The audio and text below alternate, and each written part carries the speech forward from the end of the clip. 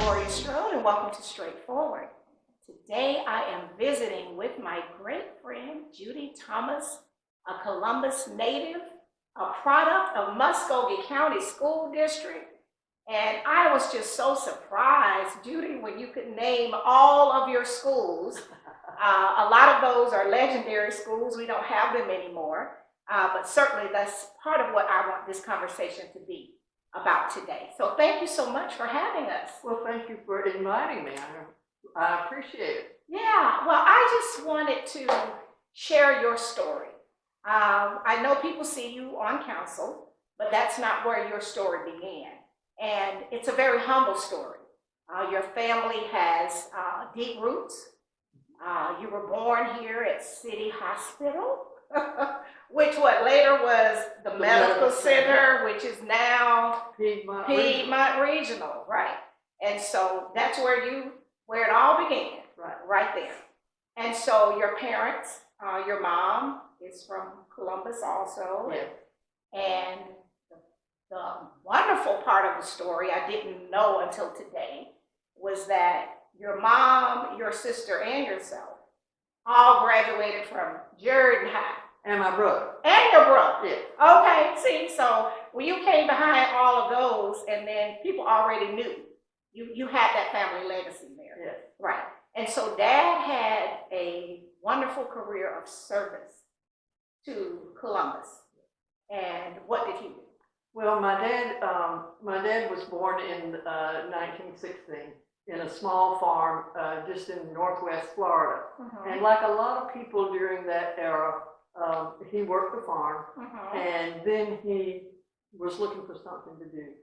He went to the Civilian Conservation Corps for a year, and when he came back, he and his best friend hitchhiked from Florida to Columbus to find a job. And my dad went to work with the Columbus Fire Department. Really? Because it was a job that had security. It didn't pay much. I think it was $115 a month. Really? But if you had on your fire department uniform, you could ride the city bus free. So that was a big perk. That was a big perk. They didn't have a car. Well, if he hitchhiked from North Florida back then, we didn't have those wonderful highways, where you could just get on and drive. I mean, that was a long hitchhike. I remember going 431 when it was a one lane. I mean, it was just two lanes, like as my daddy would say, a one horse road, where it just one going back and forth. And so he came to Columbus. And in 1942. And became a firefighter. Joined the Columbus Fire Department. And he always said he joined. He became a member. He didn't say work. No. It's a difference. It was a family to do. And he stayed with the Columbus Fire Department for 35 years. 35 years. And so this is his picture there. This is my good-looking dad. I know, in that uniform. Men in uniform. I mean, that really speaks. And so your family started with service. Yeah. And so that's what you grew up knowing. Yeah. And it wasn't about just the money. $115 a month. Buddy could ride the city bus for free. That's funny. And so then he met your mom. Yes. And got married. Yes. So he married him a Columbus girl. Yes. All right. Big city. Yes. Okay. And they were married for I think it was like 64 years before my dad died. Really? But at that time, when Daddy was on the fire department, the firemen worked 24 hours and were off 24 hours. Okay, it wasn't like several days. Every other night, he was at the fire station. So Mother used to tease that they were married. It said 64 years, but it really was just 32. For all the nights, every other night at the fire station. Yeah. Oh, that's very cute. But I grew up in the Columbus Fire Department, and lots of pictures of us at the fire station when we were kids. And on Sunday afternoons, when Daddy was off on Sunday, we would ride around town and do what he called ride territory. Okay. So that he would know where the streets were and what was the addresses. Because we didn't have GPS. No. Okay, no. See, so that's commitment. Yeah. He wanted to know in case people were dispatched. And you could ask Daddy how to get to this street. He knew exactly how to go. How to get to whatever, he knew exactly where it was. And that was one of the, he drove the fire truck for most of his career that I knew. And he was stationed at fire station number 2 up on 29th Street. And he drove that fire truck most of that time. So he had to know where the streets were. Where it was going, because we didn't have GPS. And everything was not on the map. You know, the maps were very rugged, and I can speak to that because I worked for the Census Bureau. No, because in Columbus, back, you know, way back, we had like alleys and things like that. It wasn't just the paved roads like people see now. Even off of Buena Vista, when I was a little girl, they had alleys. You know, and then what we call uptown, now they call it downtown uptown, but once upon a time, uptown really was uptown. They had a lot of alleys there. So that's probably why your daddy was riding around in case people called. You had to know where all those places were. And when Daddy was on duty and they had a fire, he stayed with the truck. But in those days, if they had a big fire, they would call the firemen who were off duty in to fight the fire, and you had to go into the fire. He remembered and talked about United Oil Fire and the Gulf Oil Fire and the 2nd Avenue Baptist Church fire. And those that were the Harvey Lumber Company fire. So those were very big. And so the folks who were off, it's not like now, it's your off day, you don't have to come in. Unless it's some major, the government set on fire or something, God forbid. But back then, if it was a fire, then the folks. And of course, there were fewer stations back then. Also. And so we have a much better community coverage of the fire department. And one of the things that he used to talk about too was politicians who would come by the station and sit down and have a cup of coffee with the firemen and talk to them about whatever was going on in the city. And they could keep their finger on the pulse. Because if you're the fire or you're the EMS or even the custodian at the school, you know what's going on. So what we're going to do now is take our first break, go to our sponsors, and we'll be right back. We'll be right back after word from some of our sponsors. Straightforward is brought to you by State Senator Ed Harbison, serving the citizens of Georgia's 15th Senatorial District and on the front lines for veterans every day. The Columbus Memory Center, 7196 North Lake Drive, Suite A, Columbus. Dr. Jonathan Liss is a board-certified neurologist and sleep specialist committed to battling Alzheimer's by preserving independence, offering you the opportunity to get your memory number for free, the only vital sign for brain health. Call today at 706-327-4000 or visit columbusmemorycenter.com. The Miley Agency, 4903 Armour Road. Gerald L. Miley and William Rip Singer have been providing comprehensive reviews and insuring families in Georgia and Alabama for more than 50 years. The Miley Agency will work non-stop to find you the best policy at the best price. You can rest assured that your information is secure, confidential, and protected. Call today at 706-996-2045. And welcome back to Straightforward. I'm enjoying this great conversation with my friend Judy Thomas, a Columbus native, the neighborhood girl. Daddy was on the fire department and mother was a medical assistant. And so who was home to take care of you all? Because those are very demanding jobs. Well, my mother's mother. We called her Mama. Mama lived with us all my growing up years and took care of the household chores and cooking and all of that kind of stuff and taking care of the kids. And Mother and Daddy both worked full time. My mother worked for a doctor here in town. She was his office manager. And Mama, first thing she ever taught me how to cook was cornbread. Well, you know, if you can cook cornbread, you can survive. No, because it's filling and all you need, back then we probably have a glass of buttermilk. If not, you can have iced tea with the cornbread. But that was good. So she taught you how to cook. And I teased too that Mama didn't say, wait till your parents get home. Oh, yeah. She took care of it. Right whatever then, needed to be exactly, taken right care then. of. We were Yeah. not waiting for anything. And that was the wonderful blessing of the generational, once upon a time where we had generations under the same roof or either next door. Yeah. And so you all, he is with the school.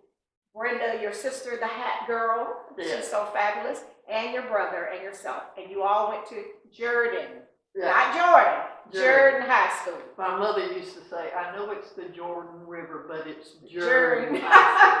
And yes, in the South it is. And you were sharing with me in a sidebar that it was actually named after the Jordan family here. Yes. And they are a legacy family because they had the off tuna men and some other things named after them. Mr. G. Gumby Jordan was on the school board at the time that Jordan was built in 1936. Okay. And my mother was one of the, if not the first class, I think she was the first class that started in that building and graduated, went the 4 years and graduated. Okay. And she graduated in 1940. And then my sister came along and Brenda graduated from Jordan. I graduated from Jordan. David graduated from Jordan. Wow. So we've sort of got that Carmen and Gray blood. Yeah, that kind of spirit. And I've seen you participate with your class reunion stuff, things that come up. I follow you on social media. And so I think when Jordan won some type of, was it cars or something they did, you were the biggest cheerleader. See, you didn't know that I was watching you. I said, go Jordan with your school, so you were very proud of that. I am very proud of what's going on at Jordan and the programs that they have these days to teach these kids how to do what needs to be done. Skills. Some of the culinary arts program, some of the construction program. They're teaching these kids how to drive these big, heavy equipment stuff. Right, where they can go and get a job. And when they graduate from Jordan, they can go get a job. A good paying job. Oh, I know, tell me. Yeah, because you can't always get a good paying job with your college degree. So, Jordan, this is your yearbook, 1964. I can see you in there with your updo, hairdo. Okay, you were really doing something with that. Everybody on this page has a lot of hair. Well, that was a style back then. And one of the things they did in our yearbook, under your name, they wrote a little blurb. And under mine, it's this mature expert journalist. Really? I was on the paper staff during the Carmen and Gray was the newspaper. And I was the newspaper editor. And learned so much from Miss Shepherd, who was the... Isn't that amazing how we remember the names of the people that really touch us? And so that's why you speak well publicly. See, because public speaking is a skill. And I always tell people, for a lot of African American children, your first public speaking engagement is an Easter speech. Oh, okay. So the little kids, even if they said Easter Lily, boys and girls gonna be so silly, that was the first one. And then if 25 still came up and said that, no, but that was your time to stand before people and speak. So for you, yours started with being the editor. And so now when we see you as our government official, you can speak publicly because that started at Jordan High School. One of the things that happened too, the fire department at that time was all men. Women didn't. How dare you? Yes. But the wives had an auxiliary. Okay. And so they would have a monthly meeting. And my mother frequently was the president of the auxiliary. She was... that was because they needed people to do the work. We've already figured that out. People that are busy are usually busy people because when folks see how hard you work, they try to task that person. Well, and one of the things that they did, they had a monthly meeting and they always had a program. And Mother was often in charge of the program. And so more than once, I had to learn a poem to deliver as part of the program. That program. Exactly. See, all of that was grooming you for where you were going.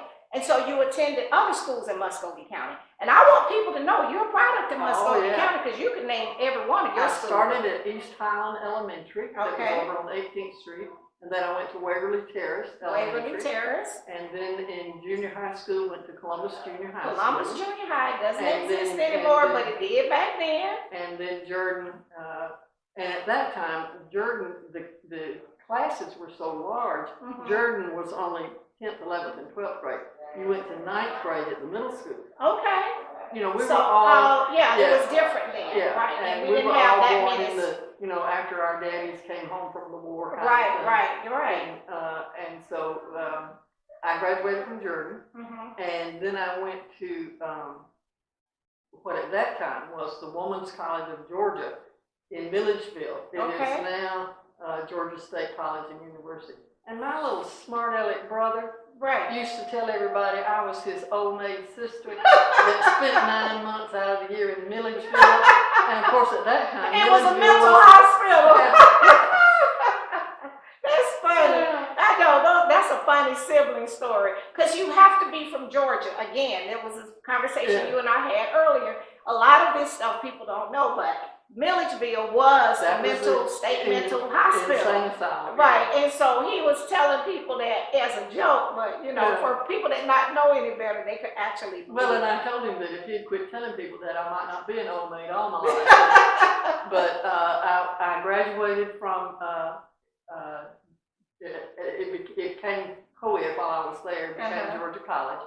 And then I went to work as a fifth and sixth grade teacher at Bibb City Elementary School. Back here in Columbus. So I didn't know you worked at Muscogee County. And I worked I taught at Bibb City for about 6 years. Okay.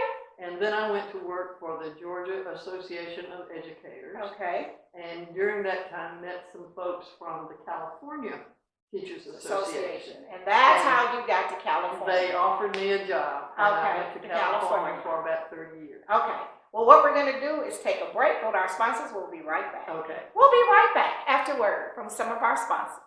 Carter Counseling Services in the White House at the Elms, 1846 Buena Vista Road, providing services to enhance the quality of life for clients by promoting healthy, stable interactions within relationships, counseling support to assist individuals in positive personal growth. Call Mr. Carter today at 706-570-8698. Progressive Funeral Home, family owned and operated since 1952. The George Ford legacy of high standards continues today in the compassionate and professional services provided. A touch of dignity for those who care. Progressive Funeral Home, 4235 St. Mary's Road. Trusted by generations. Roz Cafe and Catering Services. Choose Roz as your personal chef, knowing every dish is prepared with attention to the finest details and extra care. She will make your next event one to remember with 2 convenient locations to serve you, 390 Batzel Avenue, Fort Benning, and 3418 Buena Vista Road. Visit rozcafe.com. And welcome back to Straightforward. I'm enjoying this wonderful conversation with my friend Judy Thomas, a Columbus, Georgia girl. I tell you, so I didn't know that you actually had worked at Bibb. Yes. And then you worked for the Georgia Association and met people that invited you to California, went to the West Coast for 30 years. Right. When you left the West Coast, you came back to Columbus, and that's how I met you, Yeah. through our mutual friend. I had always thought when I retired I'd come home. Right. Because most of my family was and is still here. Mm-hmm. And so I did. I came home. I was looking for something to do. Mm-hmm. And my friend said, well, you know Jim Weatherington? Mm-hmm. He's running for mayor. I said, oh, sure, I know him. Yes. He never stopped me when he was a cop. But, I know him. And so I went over to his campaign headquarters. Mm-hmm. And I thought, well, I'll just, volunteer a couple of hours a week. Right. I was just going to work on Thursday morning. Right. And then So you thought. Yeah, then it was Thursday morning and, oh, can you stay Thursday afternoon? Right. And then it was Every day. Yeah, every Right, day. right. And at some point during that time, he said to me, Chief at that time, Chief Weatherington said, when we win this, Yes, when we win. will you come to work for me in my office? And I said, well, I don't know. He said, I'll see you down there. And that's how all of us met. Yeah. Working his campaign, and just a great leader. He was always fair, stern. He was stern. They told me that if he ever shook his finger, when he does, you he's were in serious. trouble. Oh yeah, when he does that, he's not gonna point it, but he's gonna crook that finger, and he's stern. Then he is very sincere about what he's saying. But that was a great experience, and from that we met a lot of great people.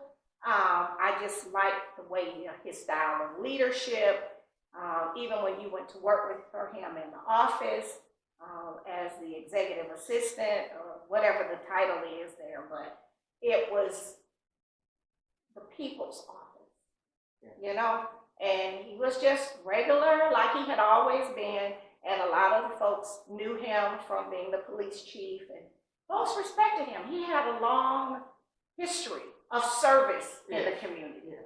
Right. And I met people in that position that I never would have met otherwise. Right. And there were people who would just drop by to see. Yeah. There was one guy. Unannounced. Oh yeah. Just coming by to visit. Yeah. Yes. There was one guy that regularly brought us produce out of his garden. And Reverend Johnny Flakes. Senior. Senior. The daddy. Yeah, the daddy. He would just drop by, and he and the mayor would go in the office and have a little chat and have a little prayer, and it was one of those things that Reverend Flakes was here. Yeah. And unannounced, no appointment, not on the book, not on the book. I know. I was guilty of it too. You just show up. It's like, oh, come on in. And that was just his way. Yeah, and a lot of times we would go to meetings together, and I would say, now, Mr. Mayor, you need to be down front. Right. Oh, no, I'm good right back here. I said, no, Jim Weatherington may be good back there, but the mayor needs to be down front. Right. And give me that ring of keys you got in your pocket so you don't jiggle them. I know. There were so many just wonderful experiences, Gloria, and it was Mayor Weatherington. Some of the folks that came in called him Chief Mayor. Right, Chief Mayor. Well, we still do that on Facebook. He's my social media friend. I put Chief Mayor Weatherington. I mean, and we still do. Yeah. Even as mayor, people say it Chief because he had such a very long a legacy, and of course his family, and they were all approachable, just really good people, hardworking people, and cared about other people. Yeah. And for those on the team, y'all had to roll like he rolled. That's the way he rolled. And he would come in my office sometimes with a soft drink and a bag of chips, and he would sit there, and then he would say, well, now, Dad, what you think about this? And he would say something to me about some program that he wanted to do or whatever. He wanted your thoughts. Yeah, and if I would say, well, let's talk about how we can make that better or whatever. And it was just a delightful experience. And Gloria, one of the things that he did, we had a lot of school kids that came in, classes that came to tour the building. Right. He made sure when they came in that the kids got to sit at his desk in front with the nameplate that said Mayor, and have their picture taken. Right. And but he was a dad and a granddad at heart. Yeah. He was, and even in the parades, I mean, he would walk in the parade or the back of the truck, but he preferred to walk because he wanted to talk to the people, and he talked to everybody. Yeah. There were no big eyes or little U's, and the team was just a great team. And even in his own managing his other business, I called one day and I said, Shirley, I said, is the mayor? He's gone to work on an apartment. And I'm like, but he's the mayor. But, he still managed his business, even though he was the mayor. And then I knew people that actually lived in his properties, and they said, oh, he is the best landlord. And he said to me, I would never have a property that I wouldn't live in. He said, it don't have to be fancy, but it's got to be nice, neat, and clean. And then I ran into some people that worked at Child Care Network. that rented from him. And then one of the other friends, you know, it was the same thing. So that, you had all of that great experience. Yes, and so you had all of that experience, which led you to your life of public service. And so what we're going to do is we're going to wrap up this portion, and then we're going to add a part 2 to this story. As I see you received this award. Now tell us what this award was. This is an award that was given to me by the Muskogee Educational Excellence Foundation. And it is the Jim Bunton Leadership Award for Excellence in Education. And it was given to me because of some of the things that I have been able to do in our community for education and for kids and for our schools. See, and people never knew you had been a teacher. And that's the part I wanted for people to know about you. Not only were you a teacher, but you were an advocate for other teachers through the teacher organization where you worked. Not just here in Georgia, but on the other side of the country as well for 30 years. So you believe in education, you believe in service, you believe in children. I mean, that's what your legacy is, and I just wanted to make sure that we share that with folks, because a lot of times people are new to the area and they don't know. Right. You know, and that's what I told you. I said, no, we have to share the story about your dad, being a member of the fire department, your mom working in health, and meeting so many people. When you work for a doctor, she probably knew everybody in the world. And then the work that you do behind the scenes, you know. So that's why I wanted us to do this today. But what we're going to do now, we're going to end this show, and we will be doing a part 2 that will follow this. Great. All right. Thank you so much. Oh, no, thank you. This has been straightforward. If you don't stand for something, you will fall for anything. Until next time, be blessed. What up, world? What's up, Columbus? Be sure to tune in every Sunday, Straightforward with Gloria Strode, right here on NBC 38.